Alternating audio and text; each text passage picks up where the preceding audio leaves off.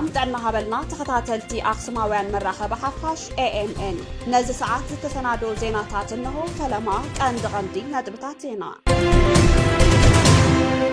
ምኽንያት መኸልከል መሃያ ሰራሕተኛታት መንግስቲ ትግራይ ተፈሊጡ ኣብ ትግራይ ጎስጓት ጽምዶ ንምድማቕ ብስም መሃያ ሰራሕተኛታት መንግስቲ ሰልፊ ተቃውሞ ክካየድ ተባሂሉ መሬት ትግራይ ብዝተጸንዐ መንገዲ ምምሕዳራዊ ለውጥ ንምግባር ዝግበር ከይዲ ሕጋዊ ባይታ የብሉን ኢሎም ምሁር ዓለም ለኸ ሕጊ መሓር ታደለ ብሰንኪ ኩናት እስራኤልን ኢራንን ክሳብ 19 መጋቢት 2026 1,000 ዜጋታት ከም ዝተቐተልዋ ሊባኖስ ኣፍሊጣ ኣብ ኢራን ብሰንኪ ዝቐጸለ ኩናት ልዕሊ 20,000 ሰባት ምቑሳሎም ሚኒስትሪ ጥዕና ኢራን ኣፍሊጡ ናይዚኦምን ካልኦትን ዝርዝር ክስዕብዩ ሰናይ ምክትታል ምኽንያት መኸልከል መሃያ ሰራሕተኛታት መንግስቲ ትግራይ ተፈሊጡ ምኽንያት መኸልከል መሃያ መንግስቲ ሰራሕተኛታት ትግራይ ኣብ ትግራይ ዘሎ መሪሕነት ካብ መሃያ ሰራሕተኛታት ብዘይ ፍቃድ ሰራሕተኛ ብሓይሊ ስልጣን ተጠቂሙ ብዘይ ሕጋዊ መምርሒ ክቁረጽ ብዝወሰኖ ውሳነ ምዃኑ ውድብ ወለዶ ትግራይ ምስ ፌደራል ዝምልከቶም ኣካላት ዘቴ ዝረኸብክዎ ምኽንያት ክብል ገሊጹ ኣብዚ እዋን ሰራሕተኛ መንግስቲ ትግራይ ናይ ዝሓለፈ ወርሒ ዘይተኸፈለ መሃያን ንዕኡ ስዒቡ ዝመፀ ከቢድ ማሕበራውን ቁጠባውን حسم تزاويرو حزبون ناقلقله أبزل وقتي مهايو بزي مخفالو ودب ولدو تجراي نزز أجمن مفتاح بالعل بوليتيكاوي وفينات تكبراوي من كسغاس جبر بإسران شوعتن لكاتيت كل تشحن 10 تنام تمرت بزز حافو وقعو دبدابي مسرت مزملكتهم سيكترات حلفت منقست فيدرال أبزكايدو سفي حزته اتزاقم زي مخفال مهايا كابول قاو دليتن وسانن سراحتنياتات منقست تجراي وطعي بممرحي كغرز عب تجراي زلو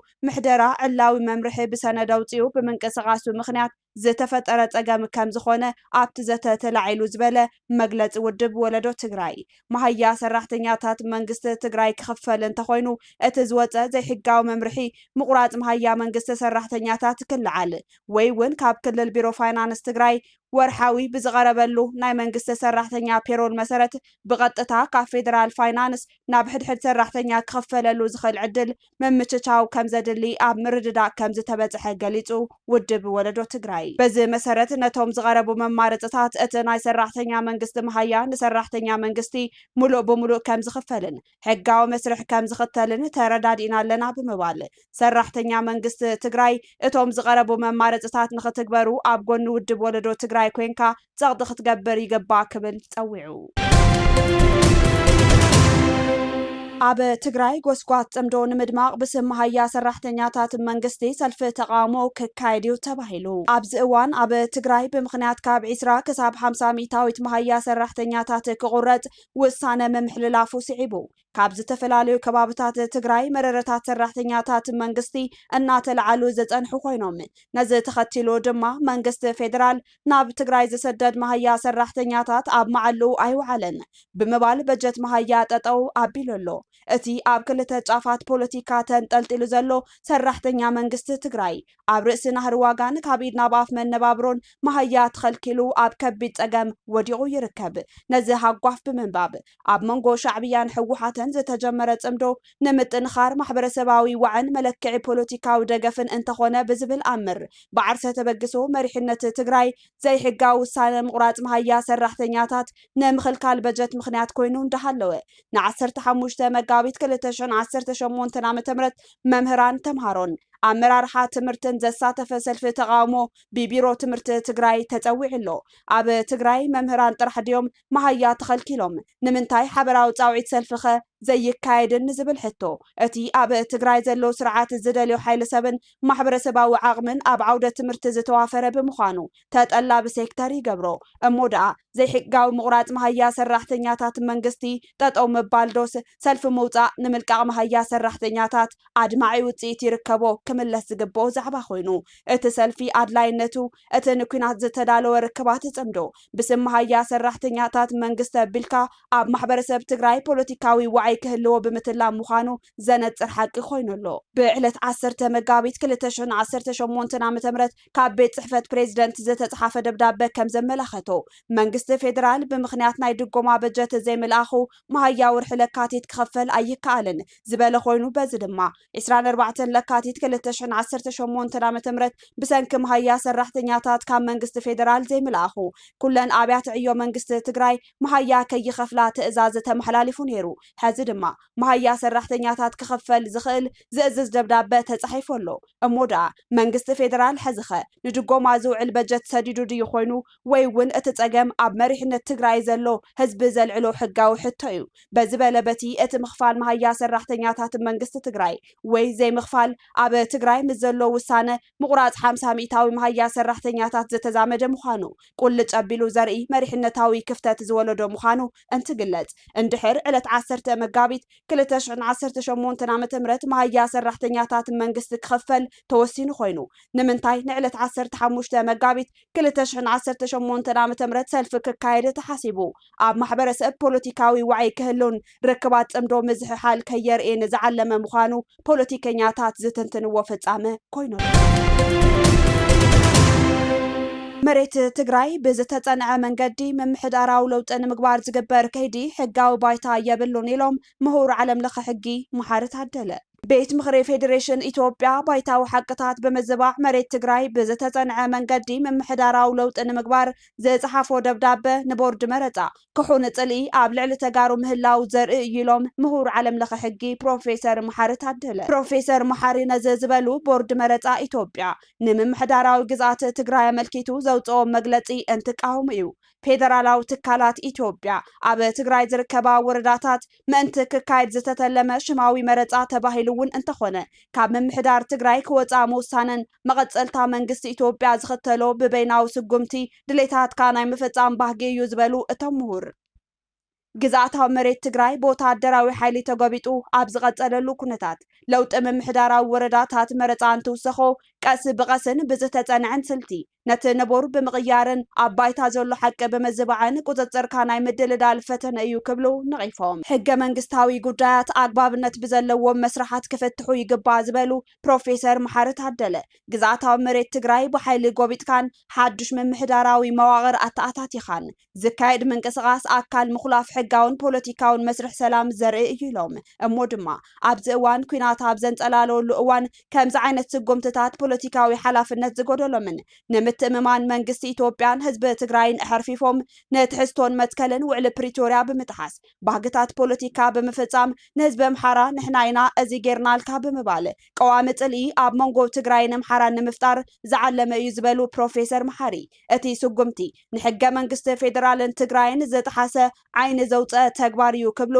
ኮኒኖም ትካላት ኢትዮጵያን መራሕተንን ንመሰረታዊ መሰላት ህዝቢ ትግራይ ቅቡልነት ንዘለዎም ሕጋዊ ረብሓታቱን ባህግታቱን ከምኡውን ሉዓላዊ ግዝኣቱን ምግሃስ ዓይኖም ከም ዘይሓስዩ ደጊሙ ዘግህድ ሓቂ እዩ ዝበሉ ፕሮፌሰር መሓሪ ታደለ እዚ ድማ ፍጹም ሕጋዊ ቅቡልነት ዘይብሉን ክእረም ዘለዎን እዩ ኢሎም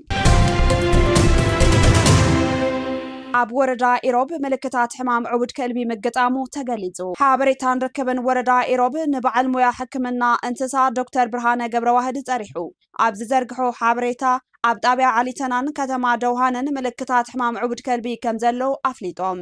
ኣብዚ እዋን ኣብ ትግራይ ምስ ዘሎ ሕፅረት ነዳዲ ተዛሚዱ እሞ ድማ ሕማም ዕውድ ከልቢ ተላብዓይ ብምዃኑ ብኣምቡላንስ ተንቀሳቒስካ ዝግበር ክትትል ሕክምና ከቢድ ስለ ዝገብሩ ማሕበረሰብ ዓለም ልዑል ጥንቃቐ ክገብር ዶክተር ብርሃነ ኣተሓሳሲቦም ሕማም ዕውድ ከልቢ ካብ እንስሳ ናብ እንስሳን ካብ እንስሳ ናብ ሰብ ናይ ምትሕልላፍ ተኽእሉ ልዑል ብምዃኑ ንምቅፅፃሩ ኣፀጋሚ ከም ዝገብሮ ድማ ገሊፆም ሓረስቶት እንስሳታቶም ክኸትቡ ጥዕና እንስሳታት ክሕልውን ዘተሓሳሰቡ ዶክተር ብርሃነ ዋና ዘይብሎም ኣኽልብቲ ኣብ ከተማታት ብበዝሒ ስለ ዝረኣዩ ኣድላይ ዘበለ ጥንቃቐ ክግበር መልእኽቲ ቀሪቡ ኣብ ሃገረ ሶማልያ ብምኽንያት ዝተበገሰ ፖለቲካዊ ወጥሪ ሰበስልጣን ካብ መዝነቶም ክለዓሉ ምኽንያት ይኸውን ከም ዘሎ ተገሊጹ። ኣብ ሶማልያ ዝተፈጠረ ፖለቲካዊ ቅልውላው ስዒቡ ብዙሓት ሚኒስትራት እቲ ሃገር ብፍቓዶም ካብ ሓላፍነቶም ከም ዝለቐቑ ተገሊጹ። ኣብ ዝሓለፈ ሰሙን ኣብ ሶማልያ ሓያል ፖለቲካዊ ውጥረት ከም ዝተፈጠረ ዝፍለጥ ኮይኑ ነዚ ውጥረት ስዒቡ ድማ ኣብ ግዛት ደቡብ ምዕራብ ዝርከቡ ሰብ መዚ ምስ ፌደራል መንግስቲ እቲ ሃገር ዝነበሮም ርክብ እናቋረፁ ይርከቡ ተባሂሉ። ብፍቓዶም ካብ ስልጣኖም ዝለቐቑ ሰብ መዝታት ድማ ሚኒስተር ዴኤታ ሃፍቲ ሃይለማይ፣ ምክትል ሚኒስተር ፕላን ኢንቨስትመንትን ልምዓት ኢኮኖምን፣ ምክትል ወፃኢ ጉዳይ ሚኒስተር፣ ምክትል ሚኒስተር ንብረትን ለውጢ ኣየርን ከምኡውን ምክትል ሚኒስተር ኢነርጂ ከም ዝርከቡ ሄራን ኒውስ ጸብጺቡ። ብሰንኪ ኩናት እስራኤልን ኢራንን ክሳብ 19 መጋቢት 2026 1,000 ዜጋታት ከም ዝተቐተልዋ ሊባኖስ ኣፍሊጣ። ኣብ ዝተፈላለዩ ክፋላት ዓለም ብዝውላዕ ዘሎ ኩናት ስዒቡ ዜጋታት ኣብ ከቢድ ሻቑሎት ከም ዝርከቡ ዝወፁ ዘለው ሓበሬታታት የመላኽቱ። ሊባኖስ ብሰንኪ ኣሜሪካን እስራኤልን ኣብ ልዕሊ ኢራን ዘካይዶ ዘለዋ ኩናት ኣብ ከቢድ ፀገም ወዲቓ ከም እትርከብ እውን ገሊጻ ኣላ። ነፈርቲ ውግእ እስራኤል ንህንፃታት ቤይሩት እንተዕንዋ ኣፓርትመንትታት እንተፍርሳ እስራኤል ነቲ ብኢራን ዝድገፍ ጉጅለ ሂዝቦላህ ዒላማ ብምግባር መጥቃዕትታት ክትፍጽም ጸኒሓ እያ። እዚ ጉጅለ ካብ መጀመርታ ወርሒ መጋቢት ጀሚሩ ናብ መሬት እስራኤል ሮኬታት ከም ዘወንጨፈ ድማ ሓቢራ። ክሳብ ሓሙስ 19 መጋቢት 2026 ብመጥቃዕቲ እስራኤል ብውሕዱ 1,000 ሰባት ከም ዝተቐተሉን ካልኦት ብሚልዮን ዝቑጸሩ ካብ መላእ እቲ ሃገር ከም ዝተመዛበሉን ሰብ መዚ ሊባኖስ ገሊጾም። ብመሰረት ኣሃዛት ተቆጻጻሪ ጎንፅታት ACLED ኣብ ሊባኖስ ካብ 1 ክሳብ 16 መጋቢት 666 ሰባት ከም ዝተቐተሉን እዚ ድማ ኣብ ቀረባ እዋን ዝተኣከበ መረዳእታ ምዃኑን ተሓቢሩ። ብመሰረት እቲ መረዳእታ 80% ካብቶም ዝመቱ ሰላማውያን ሰባት ቀንዲ ዒላማ ኣብ ዝኾኑ ቦታታት ዝተፈጸመ መጥቃዕትታት ከም ዝተቐተሉ የመላኽት። ኣብ ማእከላይ ምብራቕ ዘሎ ጎንፂ መዓዝ ከም ዘብቅዕ ንምግማቱ ኣዝዩ ኣጸጋሚ ከም ዝኾነ እስራኤል ክሳብ ሕዚ ካብ ቤይሩት ንዝመፀ ቀጥታዊ ዝርርብ ስምምዕነት ሰላም ነፂጋቶ ከም ዘላ ጸብጻብ ሮይተርስ ይሕብር። ኣብ ኢራን ብሰንኪ ዝቐጸለ ኩናት ልዕሊ 20,000 ሰባት ምቑሳሎም ሚኒስትሪ ጥዕና ኢራን ኣፍሊጡ። ሚኒስትሪ ጥዕና ኢራን ኣብ 4ይ ሰሙን እቲ ኩናት ልዕሊ 20,000 ሰባት ከም ዝቆሰሉ እንትገልጽ እዚ ተኸታታሊ ዝተዋደደ መጥቃዕቲ ኣሜሪካን እስራኤልን ኣብ ትካላት ጥዕና ኢራን ዓብዪ ክሳራ የስዕበሎ ክብል ሓቢሩ። ዛጊድ ቁፅሪ መቑሰልቲ ዝበጽሖም ልዕሊ 20,000 ሰባት ምብጽሑን ጠቕላላ ቁፅሪ ሞት ሲቪላት ብወግዒ ኣይተገለጸን ድማ ኢሉ ዝተጸንዐ መጽናዕቲ ኢሉ ኣብ ዝጠቐሶ ሓበሬታ 100 ሰላማውያን ሰባት ከም ዝተቐተሉ ኣፍሊጡ ሚኒስትሪ ጥዕና ኢራን። መጥቃዕቲ ኣሜሪካን እስራኤልን ዝበዝሕ ኣብ ወታደራዊ ቦታታት ኢራን ዒላማ ዝገበረ ኮይኑ ኣስታት 4,000 ወታደራት ከም ዝሞቱ ይግመት ድማ ኢሉ እቲ ሚኒስትሪ ጥዕና።